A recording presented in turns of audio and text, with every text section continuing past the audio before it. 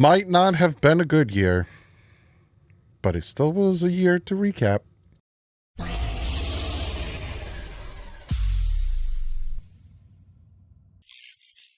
What is up, Finn fans? The 2024 Miami Dolphins season is officially done. Was officially done, what, like 5 o'clock, 5:30, maybe 6 o'clock on Sunday. Once the Broncos went up like 24-0, 21-0, the Dolphin season was over. Then their team essentially stopped playing. So we are going to recap this season. I have awards that I will talk about. I have MVP, offensive MVP, defensive MVP, biggest disappointment and biggest surprise, as well as some honorable mentions. And we will go over stats and players and things that happened in the season and things we could do better. And got a lot to talk about in this video. So if you like what you see, hit that subscribe button. We're on a goal now. Our goal was to get to 50K. We hit 50K. Now our goal is to get 100,000 subscribers, because once we hit 100,000, we get a plaque. And that is a big, big, big achievement for us. So that is the next goal. And I have a trivia question for today, the 8th of January. So let me read that to you and we'll jump into the video. So here's the trivia question. What visiting division foe did the Dolphins beat 11-6 in the regular season finale to clinch a 2022 wild card berth? This one should be very easy. I'll read it to you one more time. What visiting division foe did the Dolphins beat 11-6 in the regular season finale in 2022 to clinch a wild card playoff berth? You guys should know this answer. So let's jump into this. The Miami Dolphins finished the season at 8-9. It's their first losing record in 5 years. So to say it was a disappointment is an understatement, because if you look at the way their season has panned out, right? 2020, because 2019 you don't really count. 2020 went 10-6, then 9-8. The McDaniel took over, went 9-8, went 11-6, and now we're at 8-9. So that was third place in the AFC East. No, second place in the AFC East. It was 10th place in the AFC altogether. We fell behind the Cincinnati Bengals and the Indianapolis Colts because both of those teams won their games. Unfortunately, the Miami Dolphins had the easiest strength of schedule when it came to the end of the season, with a .419 strength of schedule. Now, and I will make a video probably next week talking about our future opponents for 2025, because that's already set in stone. But when that stuff comes out, everyone looks at it, because people are already starting to look at 2025's opponents and being like, whoa, Dolphins got a hard schedule coming up in 2025. And the same thing was said this year. Look at that gauntlet at the end of the year, and, got to face some hard teams and da-da-da-da. We ended up with the easiest strength of schedule. The second easiest was the Washington Commanders with a .436. That's how much easier the Dolphins schedule was, and they couldn't finish it out and ended going 8-9. It's because they lost to teams like the Indianapolis Colts, like the Tennessee Titans, and like the New York Jets in the finale. You beat those three teams that you should have beaten. Instead of sitting here at 8-9, we are sitting here at 11-6. And if you take care of Seattle like they should have, then again, we are 12-5, and in a whole different world. Looking at statistics, we have them all written down. Points, we were 22nd on offense. Defense, we were 10th. We had essentially the 10th best defense in the NFL, depending on if you go by points or yards. We had like the 22nd ranked best offense, which is a big problem, and I will talk about that. Yards, we were 18th on offense, 4th on defense. Turnovers, we were 17th on offense, 27th on defense. That needs to be better next year. Passing, we were 15th, 9th on defense. 21st run offense, 9th run defense. Third down, we were 25th on offense, 6th on offense, as well as 4th down conversions. And in the red zone, we were 16th on offense, 4th on defense. And this is the stuff I'm talking about where everything kind of fell apart, because Mike McDaniel's first year, we had the 11th best offense. And that is a big jump from when 2021 we had the 22nd best offense when it came to points. So we went from 22nd best in 2021. Mike McDaniel comes in, we go to 11th in points, 6th in yards, 8th in turnovers, 4th in passing, 25th in run, 24th in third down, 9th in fourth down, and 10th in red zone, from horrible in 2021, where we were 22nd in passing, 25th in yards, points, 25th in yards, 17th in passing, and 30th in rushing. So it was a big improvement from, 2021 to 2022. And then an even bigger improvement in 2023 that we had the number 2 offense in the NFL. And I'm not even going to run down all the lists because it's 2-1, and then we were 21st in turnovers, but we were 1st in passing, 6th in rushing, 7th in third downs. We were 2nd in red zone. It was all great, and now it is hot garbage. And that is the problem, and that is where we are in a situation where it's like, this was a failure of a season, and why a lot of people, myself included, wanted change. Because how do you go from having the second best offense in the NFL to the 22nd best offense and just have complete hot garbage? And I'm going to talk about that in a video where I break down the offense and see what the crap happened. Mike McDaniel is 4 for 19 when it comes to challenges. That needs to be changed. If you didn't watch yesterday's press conference reaction, go watch that. But they talked about change needs to be made and yada, yada, blah, blah, blah. And that is something that they need to do. Push comes to shove and, all that stuff. That's something that they need to do. They were 6th in the NFL with the most flags, 142. That also needs to be taken care of. And again, if you go watch yesterday's video, he talks about how undisciplined this team was. So that's something he needs to take care of. But it's a situation where, can you now sit there and be disciplinary, disciplinary, and all of a sudden start to crack the whip when for 3 years you were their best friend? You know what I'm saying? Because it's a huge jump, right? 2022, -2 point differential. 2023, we were 105 point differential, and now we're -19 point differential. Like, the jump from last year to this past season is just ridiculously bad. It's just horrible. And something needs to be changed. And unfortunately, it's not the coach or the GM. Looking at the players, we start with Tua Tagovailoa. Played 11 games last year, which is a problem. He needs to be fully healthy. You saw what he did in 2023, fully healthy. We ended up, again, with an 11-6 record. There were games that we should have won. Some of them were because of him. Some of them weren't because of him. But still, him being available is what the Dolphins need. It's something that, and again, I'm going to talk about this when it comes to the offense. If you're going to predicate your offense and your scheme and everything on what only one person can run, and even for that person, it's difficult at times, he needs to stay healthy. So he played 11 games. He had 2,867 yards, which was 21st in the NFL. He had a 72.9 completion percentage, which is first in the NFL. He had 19 touchdowns, which was 19th in the NFL. 7 interceptions, so it's not a bad touchdown to interception ratio. His turnover-worthy plays was 15th, which was 2.6%. So again, he didn't really throw many turnover-worthy plays, and I know a lot of people are like, it was because you checked down Tua. I'll get into that when we talk more about him. 101.4 passer rating, which was tied for 8th, and 2.3 seconds for time to throw, which was 44th in the NFL. So again, it's a situation where now McDaniel and Greer are like, we're going to focus on that offensive line. Looking at the receivers, Tyreek Hill, 959 yards, 30th in the NFL, 6 touchdowns, 35th in the NFL. But he wants out.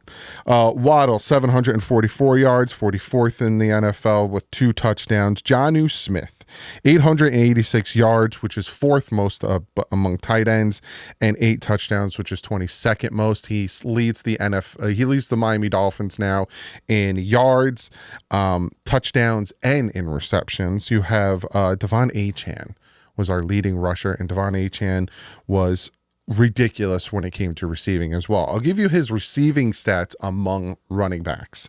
592 yards, which is number 1 in the NFL among running backs, and 6 receiving touchdowns, number one in the NFL. He had 907 rushing yards, which is 20th, and he missed a few games, and 6 touchdowns, which is 22nd. So altogether, his all-purpose yards was around 1,500 all-purpose yards and 12 touchdowns. Ridiculous. Absolutely ridiculous. Now you go to the defensive side. Zach Sealer with 11 sacks, tied for 12th in the NFL amongst pass rushers and 2nd in the NFL among defensive tackles. Chop Robinson, 7 sacks on the season. It is the 2nd among rookies.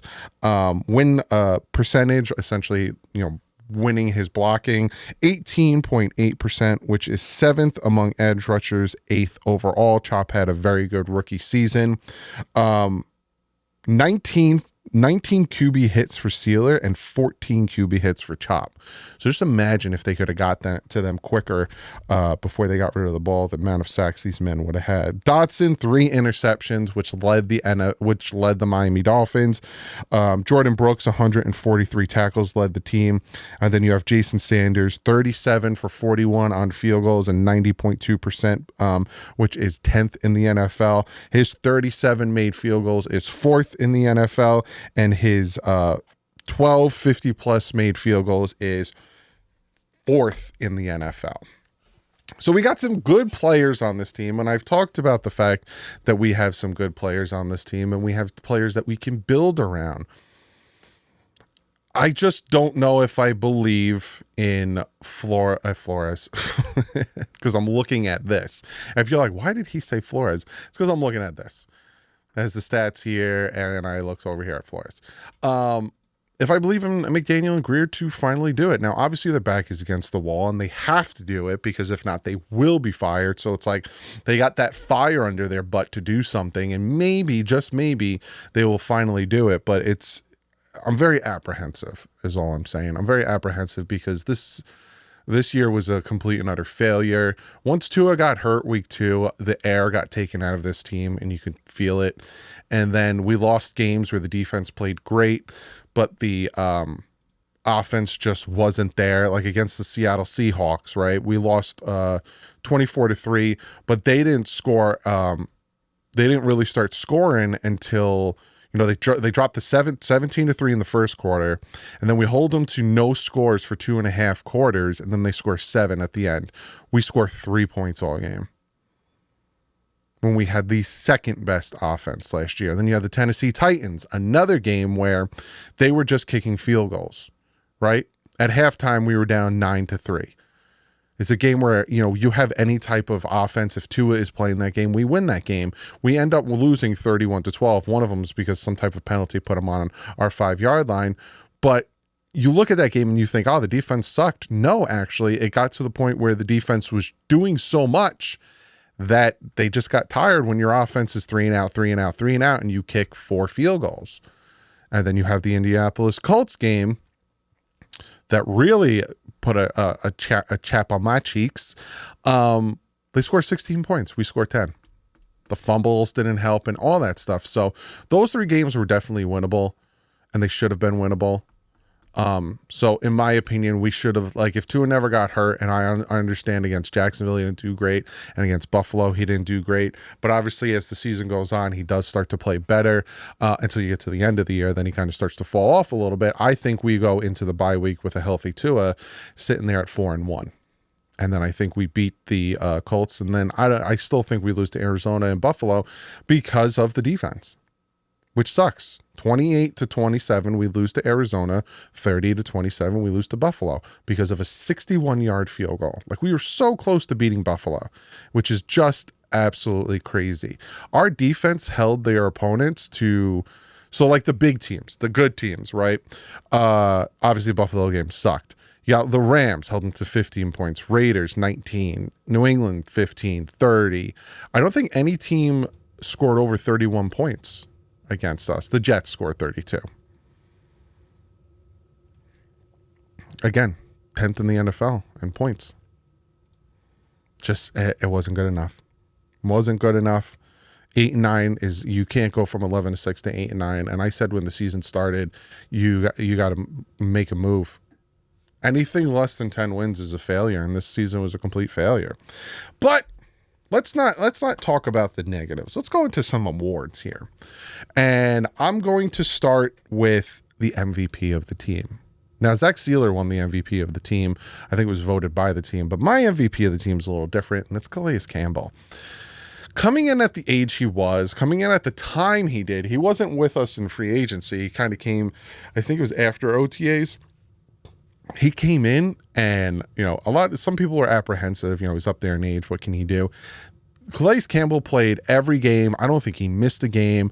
How many times I saw that man shooting into the backfield, making tackles for loss, making sacks at his age, still being as disruptive and as good as he is. And the fact that he said, and we'll see how much that sticks, that if he decides he wants to play another year, he will have the Dolphins in mind to come back because he likes being here, being that he is from the area.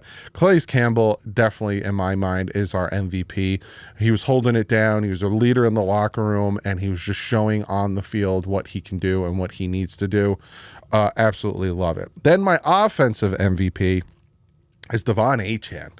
I told you guys how, while missing games, he had around 1,500 1,500 all-purpose yards and 12 touchdowns. Like, he wasn't just running the ball for us, getting 900 yards. He was also receiving and getting 6 receiving touchdowns. So to me, De'Von Achane, if he didn't get hurt, I think he breaks 1,000 rushing yards, and I think he gets almost over 700 receiving yards, is my offensive MVP. My defensive MVP, obviously, is Zach Sealer. I think Zach Sealer is the defensive MVP. Just played ridiculous, played out of his mind, missed games as well, breaking his orbital socket, and still able to get 11 sacks on the season. When we lost Christian Wilkins, we're going to be like, well, we'll see what we have in Sealer. And a lot of people were poo-pooing it. A lot of people were like, Sealer's not going to be anything. He benefited from Wilkins, and without Wilkins, he's going to fall apart. No, I think he had a better year getting that 11 sacks and with the limited amount of playtime he had.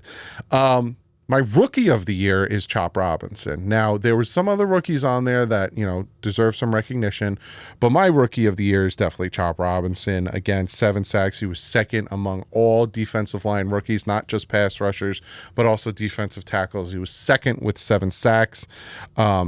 Ton of pressure. Again, he just couldn't finish it at some points, but definitely my rookie of the year for the Miami Dolphins. My biggest disappointment, I got 2 guys, and that's Tua and Tyreek Hill. It seems like they play off each other because without Tyreek Hill, having Tua there, he had an off year, and Tua can't stay healthy again. So those are my 2 biggest disappointments, because we needed both of those guys to be healthy on the field and productive, and they weren't. And that's, to me, a big reason why we went 8 and 9. My biggest surprise of the team is Malik Washington. He came in as a late round pick, and just it's not even what he's done on the end arounds and the quick passes and kind of stepping in for Tyreek when he took himself out, but on the punts and on the kick returns where you had Braxton Berrios who would get tackled and he would consistently gain yards. He would gain 15 yards. He was a big reason we beat the Jets, is because of him taking it down to our own 45. So to me, Malik Washington is the biggest surprise of this team. Now, I got honorable mentions because obviously there were a bunch of good from this team. There's a bunch of players from this team that played really well. Number 1 honorable mention, Jonnu Smith. It took the Dolphins and Mike McDaniel a hot minute to get him more incorporated, but when they did, he went off. Like I said, set records for the franchise when it comes to tight ends.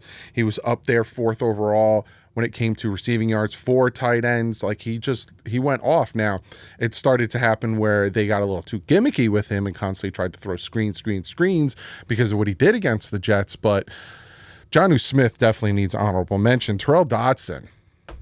We bring him in from Seattle when they cut him, and I was very excited to see him come in. He leads the team in interceptions with 3 interceptions. I just think they need to re-sign him. Him with Brooks is going to be incredibly dangerous. Speaking of that, that's another honorable mention, is Jordan Brooks. What he is doing and how he is playing middle linebacker for us is something that I was very excited when we signed him, because of his speed and how he can play sideline to sideline, and we're seeing that. Also, how he can play in coverage. They need to let Anthony Walker walk, unfortunately, and I think you stick with Dotson and Brooks as your linebackers and add maybe one or two more. Jason Sanders needs to get some flowers because he was, he missed a few field goals and then he missed a few extra points, and I was one that was like, oh my God, and then he was just clutch. Field goal after field goal after field goal, 50-yarder, 57-yarder, that Jet game again, making long field goals. Just absolutely clutch. Definitely deserves some recognition and some honorable mention. And then finally, Anthony Weaver. I really like what he did with this defense, and I don't want to see him go, but he definitely deserves a head coaching job. So if he gets one from the Saints or he gets one from the Bears, good for him. He deserves it. He had an opportunity last offseason, went for some interviews, and then decided, well, he didn't get any, so he came to Miami, and just very happy for him. And you could see, especially the way him and Calais Campbell embraced each other, that, they have a good relationship, and he's a leader of men. So those are my honorable mentions. So comment below. What are your MVPs, offensive, defensive, biggest disappointment, biggest surprise, and rookie of the year? And if you got any honorable mentions, throw them in there. But what is your thoughts on the season? Do you disagree that it's a disappointment? Do you think that the injuries derailed us again? Which again is a problem that we need to address. Comment below, let me know what you guys think. And obviously I'm going to tell you the answer to the trivia question, but I think you guys know this. What visiting division foe did the Dolphins beat 11-6 in the regular season finale in 2022 to clinch a wild card playoff berth? It was, drumroll please, the New York Jets, when Skylar Thompson just, it was a bad game. I'll see you guys tomorrow with the picks, but like usual, stay classy and fins up.